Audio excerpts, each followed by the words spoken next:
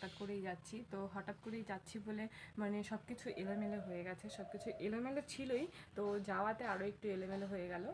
মার ওপর অনেকটা চাপ হয়ে গেল, কারণ আমার ঘরের আপডেটটা তোমাদের দেখে তাহলে তোমরা বুঝতে পারবে। এই যে আমার ঘর, তো আমার ঘরের এই অবস্থা, মতলব কি আমাদের বেসিক্যালি আমার বাড়ির এই অবস্থা। ঠাকুরঘরের এই আপডেট, ঠাকুরঘরের কাজ প্রায় শেষের দিকে, এখন শুধু গেট গ্রিল আর টাইলস লাগালেই হয়ে যাবে। আর আমার ঘরের এখনও অনেক কাজ বাকি, অনেকটাই বাকি রয়েছে। ভেতরে ঢালাই হয়নি, বাইরে ঢালাই হয়নি, সো এখনও অনেক কাজ বাকি। আর অ্যাকচুয়ালি যখন এই সমস্ত কাজ বাড়িতে তখন অনেক মিস্ত্রি থাকে, যখন বাড়িতে এই সমস্ত মিস্ত্রি কাজ হয় তো তখন অনেকটা চাপ হয়, বেশি হয় ওই টাইমে, তাহলে আরও ভালো হয়। সো এই মুহূর্তে আমি যাচ্ছি, তো অ্যাকচুয়ালি অনেকটা ইমোশন কাজ করে, তো যেতে তো আমাকে হবেই।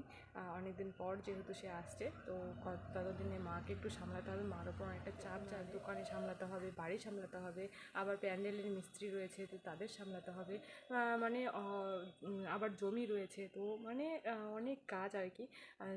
এখন যদি একটা লোকও কম হয়ে যায় তো সেটা অনেকটা চাপের। তো সব কিছু জানাশোনার পরেও যেতে হচ্ছে, কারণ কি না বেশি দিন ছুটি নিয়ে আসছে, সো আমাকে তো একটু স্যাক্রিফাইস করতেই হবে।